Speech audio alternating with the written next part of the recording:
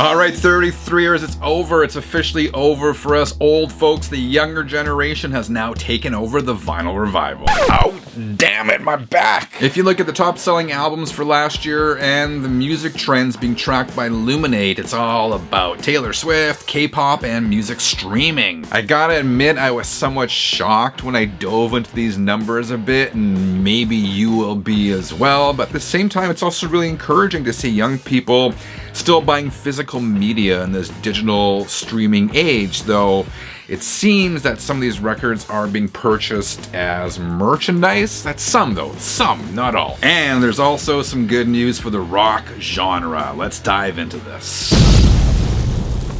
According to these numbers, the number of music streams increased 13% between 2022 and 2023. So if there's any doubt in your mind about the popularity of music streaming, it's here to stay, man.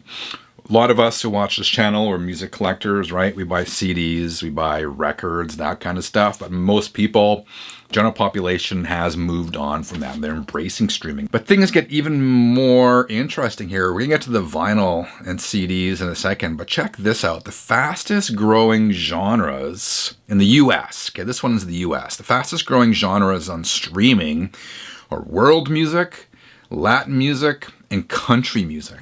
There's no rock on here. There's no rock. A lot of people say rock is dead. Rock isn't dead. There's actually some good news for rock coming up here in a second. US genres that grew the slowest last year. Again, probably not surprising. Comedy, new age, and children. New age, I guess it's for meditating and stuff. I don't know. This next one really surprised me. It says younger fans are powering country artists to new streaming heights. I'm constantly surprised by how popular country music is, particularly new country music, right? It blends, it rides that line between like pop music and country music. It's hugely popular, and what surprised me is how popular country, new country is amongst millennials and Gen Z. I mean, look at this. Bailey Zimmerman, biggest fan cohort is millennials. Zach Bryan, huge amongst Gen Z and millennials. Luke Combs, huge amongst Gen Z and millennials. Morgan Wallen, again, millennials are going crazy for him.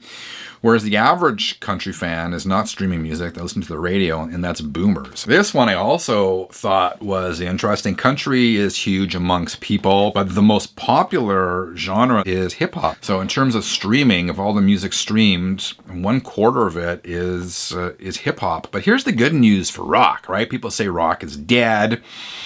But if you look at this, rock is the second most popular genre at 20% of music, right? Rock actually outperforms pop music and country music. So while country music is growing at a fast rate, more people are streaming rock music, man. But let's get into the top US vinyl album sales for 2023. And this, to me, was shocking. Though I suppose looking at it now and in retrospect, I shouldn't be shocked because we saw indicators throughout the year that this is exactly what was happening.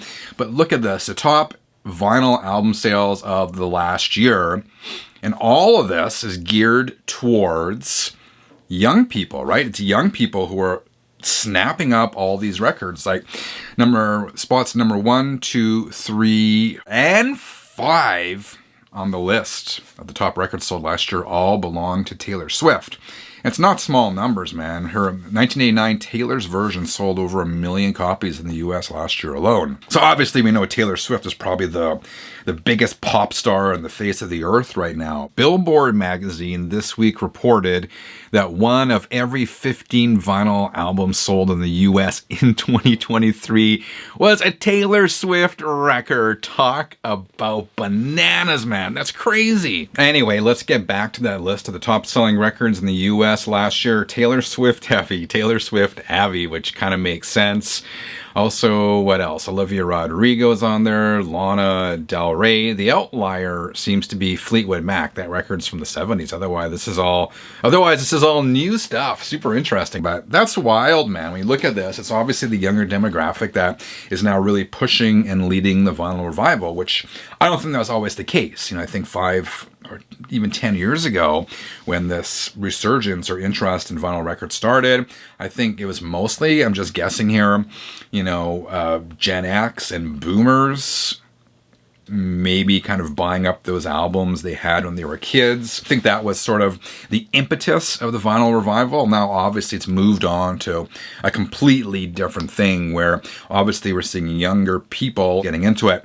I've read stories where up to 1/3 of new records purchased aren't listened to, but I like to believe some of the people buying the Taylor Swift records maybe are starting on a Crossley and upgrading and kind of getting into it over time. I know a lot of people also view records as a piece of merchandise, right? Like buying a poster or a t-shirt and they don't listen to them, but I have to think a lot of people do listen to the records or will listen to the records, and hopefully that means a new younger generation will be propelling the vinyl revival into decades and for years to come. So that's the top vinyl album sales. Interestingly, there's also the top CD album sales for last year, and this was also, judging by the titles on the list, this was also largely driven by the younger demographic. So I think in a sense, some young people are seeing CDs as kind of being cool again. I'm not sure. But look at the artists on the US top CD album sales for last year. It's all either Taylor Swift or K-pop. K-pop being South Korean pop music. Okay, let's go through the list. Taylor Swift, we all know about her. Stray Kids, Tomorrow, X Together, Stray Kids, New Jeans, Twice, 17. Young Kook from, I'm hoping I'm not butchering that, Young Kook. That sounds funny. My apologies. I don't think that's Jung. I think it's Young Kook. I just put together my video and I was just previewing it on the screen, and my kids walked in there laughing because I said Young, whatever his name was. What's his name? Jung Kook is his name. Jung Kook. You're like Michael Scott. Just say Jung Kook. Jung Kook. Anyway, those are all K-pop stars, right? South Korean pop stars. I didn't realize how hugely popular they were in the US. Kind of crazy, man. But again, it's good to see young people buying all these compact discs. So back to the beginning of the video where I said it's all over for us old guys and the young people have taken over the vinyl revival. I mean, I was being a bit tongue-in-cheek, right? These are just the top selling albums. There's still millions of other records that are sold every year, and it's a multi-generational thing now, record collecting and even CD collecting. So I'm not looking at this as a bad thing at all. I'm encouraged by the fact that young people are getting into this, and we really need that young blood in this if we want to keep going and have physical media around for years to come, because it's just so easy to stream music. And as we saw, streaming continues to grow in popularity, and the average person is just listening to music on Spotify or whatever. So I look at it as an encouraging thing and a good thing and something that should further be encouraged. And it's a big pool, man. Anyone who wants to get into collecting physical media, records or CDs is welcome. It's welcome in this circle as far as I'm concerned. Those are my thoughts. What do you think? All right, 33 is a real quick Friday video, but I did want to touch upon this topic. I look forward to reading your comments. I'll be back again really soon. Until then, keep on spinning.